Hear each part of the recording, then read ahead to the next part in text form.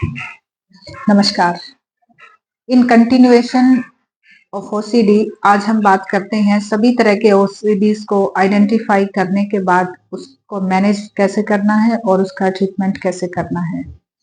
OCD जिन जिन लोगों को बहुत सीवियर होता है उनके साथ उनकी फैमिली भी इसकी गिरफ्त में होती है और इतनी भयंकर गिरफ्त में होती है उन्हें पता नहीं चलता कि जब जब वो ओसीडी के पेशेंट की किसी भी बात को मान रहे होते हैं या किसी भी बिहेवियर को पैम्पर कर रहे होते हैं तो एक्चुअल में वो उस पर्सन को नहीं उसकी बीमारी को पैम्पर कर रहे होते हैं।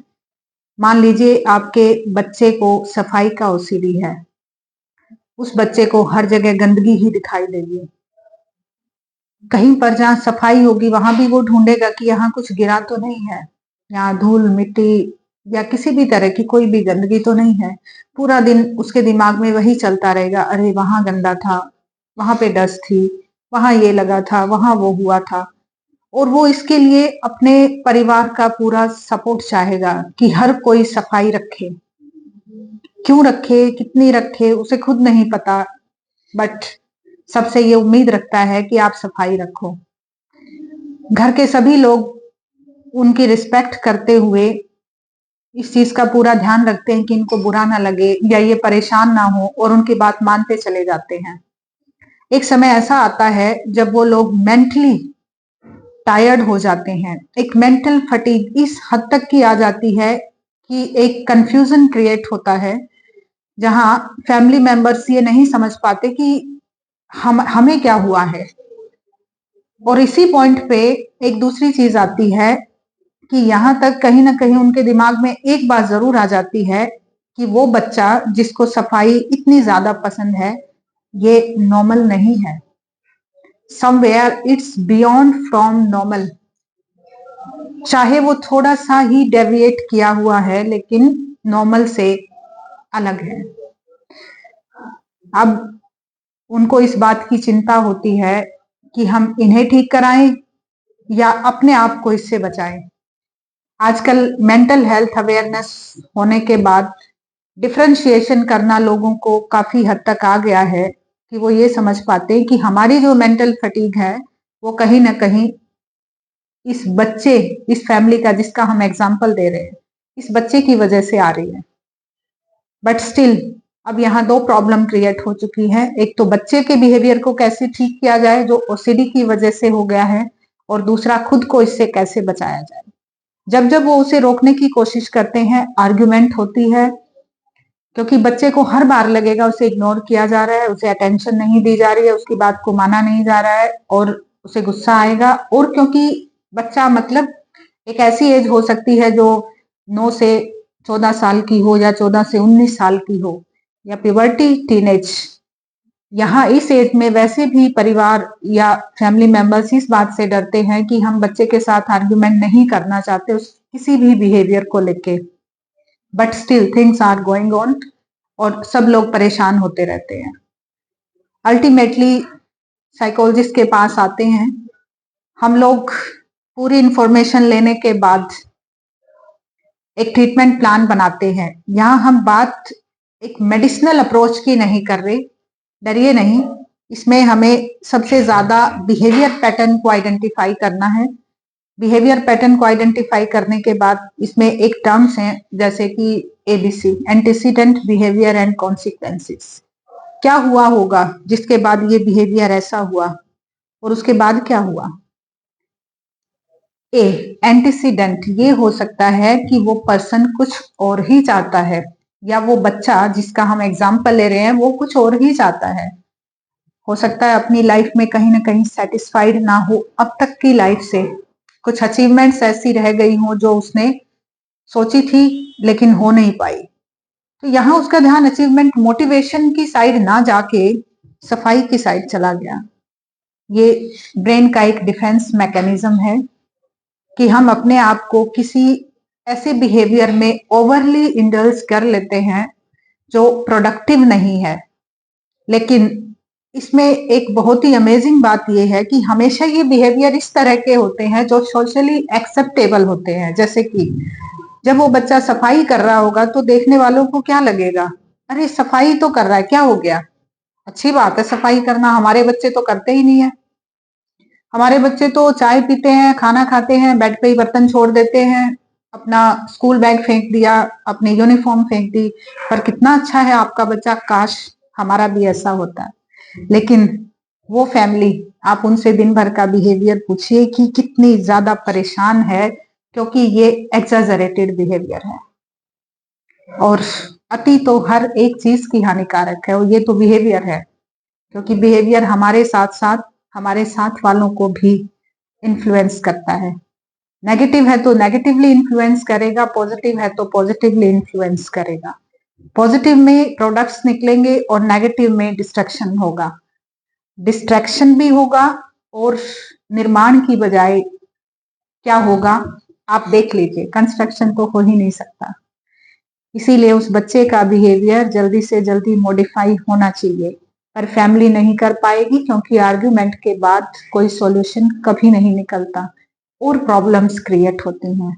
Mutual understanding between parent child, mutual understanding या लैक ऑफ अंडरस्टैंडिंग और मिसअंडरस्टैंडिंग बिटवीन पेरेंट चाइल्ड और फैमिली, इस तरह से धीरे धीरे ये प्रॉब्लम पता नहीं कितने साइकोलॉजिकल डिसऑर्डर्स को इकट्ठा कर सकती है, इनवाइट कर सकती है। हो सके तो इसे जल्दी आइडेंटिफाई करके इसे बचने की कोशिश कीजिए। यहाँ हम जो एग्जाम्पल दे रहे थे वो एक सफाई का दे रहे थे, इसके अलावा इस बिहेवियर में और कई तरह के सिम्टम्स आप देख सकते हैं। लास्ट वीडियो में हमने हैंड वॉशिंग की बात करी थी कि जैसे हैंड वॉशिंग जो लोग करते हैं, जिनको ओसीडी ऑफ हैंड वॉशिंग है, उन लोगों की स्किन स्किन से रिलेटेड इतनी प्रॉब्लम्स होती हैं, स्किन की ऊपरी लेयर एपिडर्मिस पूरी तरह से खराब हो जाती है। उनको उसका पेन फील नहीं होता, लेकिन अंदर जो एक प्रॉब्लम चल रही है, जो साइकोलॉजिकल पेन है, जो उनको कंपेल्ड करता है वो बिहेवियर करने के लिए, वो उन्हें ज्यादा पेनफुल लगता है। इसीलिए वो अपनी बॉडीली नीड को, बॉडीली पेन को समझ ही नहीं पाते और वही करते रहते हैं जो उन्हें नहीं करना चाहिए। जब कोई उन्हें इस बात को बताता है, फर्स्ट डिनाइल मोड में रहते हैं, सेकंड क्योंकि कंपल्सिव बिहेवियर है इसलिए कंट्रोल नहीं कर पाते। उनकी इस कंडीशन को एज ए साइकोलॉजिस्ट मैं समझ सकती हूँ, क्योंकि ये मन की बात है। परिवार कहीं ना कहीं समझता है, लेकिन इस फील्ड में एक बहुत बड़ा कॉन्ट्राडिक्शन है। समझते हुए भी इंसान अपने आप को बहुत मजबूर महसूस करता है कि कहाँ तक हम वेट करें कि इनका ये बिहेवियर ठीक हो जाए। और अगर साइकोलॉजिस्ट के पास जाते भी हैं तो हम लोग भी यही बोल देते हैं कि भाई यहाँ तो मैनेज आपको करना पड़ेगा, जब तक ये पूरी तरह से इससे बाहर नहीं आ जाते आपको कोऑपरेट करना पड़ेगा। तो एक फैमिली जो पहले से ही परेशान थी, साइकोलॉजिस्ट के पास जाने के बाद भी उनको एक्स्ट्रा एफर्ट्स करने पड़ रहे हैं। लेकिन यहाँ पे आप घबराइए नहीं, मैं आपको इसमें एश्योर कर सकती हूँ कि अगर आप इस तरह की किसी प्रॉब्लम से परेशान हैं तो शुरुआत कीजिए उसको मैनेज, उसको ट्रीट करने की, और ये एफर्ट आपको एक ही बार करना है। एक्सपोजर थेरेपी से इसका इलाज पॉसिबल है। इसी में हम और लेते हैं कुछ एग्जांपल्स। रीचेकिंग, किसी को ये वाली प्रॉब्लम भी हो सकती है कि वो हर चीज को बार बार चेक करे। जैसे हमारे घर में गैस बर्नर होता है या किचन में जाके आईजीएल कनेक्शन है, उसको बार बार चेक करना, बंद है या खुला है। 3 बार तक हम ये मानते हैं समवेयर इट्स नॉर्मल, बट 3 तक, 3 से ऊपर थ्रेशोल्ड नहीं जाना चाहिए। तीसरी बार जो हम चेक करते हैं या वो पर्सन चेक करता है, यहां तक, उसके आगे अगर किया तो आपको फौरन समझ जाना है कि अब ये ओसीडी में कन्वर्ट होने वाला है, और उसके आगे की जो प्रॉब्लम्स हैं वो इसी तरह से मल्टीप्लाई होंगी जैसे अदर ओसीडीज में। कुछ लोग लॉक लगा देते हैं, मुड़ मुड़ के उसे फिर चेक करते हैं। दरवाजे पे लॉक लगाया, उसको 3 बार, 4 बार, 5 बार, 10 बार भी चेक करते हैं। कुछ लोग अपनी गाड़ी को लॉक करने के बाद बार बार चेक करते हैं। इसीलिए यहाँ सिर्फ ये ध्यान रखिए कि 3 बार मैक्सिमम। अगर आप कहीं पर ये आइडेंटिफाई कर रहे हो या आपको दिखाई दे रहा है कि ऐसा कोई पर्सन कर रहा है, तो उनकी एक लिमिट सेट कर दीजिए। हो सकता है उनकी बहुत बड़ी हेल्प इसी से हो जाए कि 3 बार कर लीजिए। और 3 बार करके अपने आप को एश्योर कर लीजिए कि अभी ठीक है, बस इससे ज्यादा मैं नहीं जाऊंगा, नहीं तो मैं परेशान हो जाऊंगा, क्योंकि ये इनसिक्योरिटी है। ओसीडी में इनसिक्योरिटी, फियर, यही सब रहता है। और इनसिक्योरिटी यहाँ पर रीचेकिंग में कौन सी वाली है? गाड़ी का लॉक है तो गाड़ी की चोरी की इनसिक्योरिटी है, गैस कनेक्शन में है तो गैस लीकेज की इनसिक्योरिटी, और उसके बाद नेगेटिव थॉट्स आएंगे कि गई गैस खुली रहेगी तो ये नॉर्मल है, क्योंकि यूजुअली भी हम ऐसा करते हैं। बट इसको बड़ा माइन्यूटली आपको आइडेंटिफाई करना है। मैं इसको इतना ज्यादा इसीलिए एक्सप्लेन कर रही हूँ कि ये लग सकता है आप लोगों को कि अरे ये तो नॉर्मल बात है और जिंदगी भर हम ऐसे ही करते आए हैं और हमारी लाइफ तो सही चल रही है, तो हमें नहीं किसी ट्रीटमेंट की जरूरत है। अब मैं आपको वो भी बताना चाहूंगी कि ट्रीटमेंट किन लोगों को चाहिए। जिन लोगों का ये बिहेवियर मोर देन 3 मंथ्स चले, तो उनकी लाइफ में सिग्निफिकेंटली, उनके लाइफ के कुछ डोमेन्स में मेजर चेंज आ जाता है। मोस्ट ऑफ द टाइम वो नेगेटिव ही रहेगा, क्योंकि बिहेवियर नेगेटिव साइड में जा रहा है, एग्जाजरेशन में जा रहा है, इनसिक्योर हैं वो लोग, बार बार रिपीटेटिव बिहेवियर्स कर रहे हैं और इस तरह के कर रहे हैं कि उनके साथ साथ फैमिली भी परेशान है। तो इससे फंक्शनल लाइफ अफेक्ट हो जाती है, वो पर्सन डिसफंक्शनल हो सकता है। तो जहां वो इस वजह से अपना काम छोड़ दे, सोशल रिलेशन, सोशल नेटवर्किंग छोड़ दे, अपने दोस्तों को छोड़ दे, या अपने फैमिली रिलेशन रिस्पॉन्सिबिलिटी इस वजह से छोड़ दे कि उसका टाइम मैनेज नहीं हो पा रहा है, क्योंकि वो इन्हीं चीजों में अपना सबसे वैल्यूएबल टाइम इन्वेस्ट कर देता है। नॉन प्रोडक्टिव चीजें, नॉन प्रोडक्टिव बिहेवियर, वहां पे आपको समझ जाना है कि अब हम मैनेज नहीं कर पाएंगे और इनको इलाज की जरूरत है। यह इलाज मेडिसिन, काउंसलिंग और फैमिली सपोर्ट के साथ 100% पॉसिबल है। थोड़ा सा कम या ज्यादा टाइम लग सकता है, it depends on diagnosis, further family support, cooperation and coordination, लेकिन हो जाता है।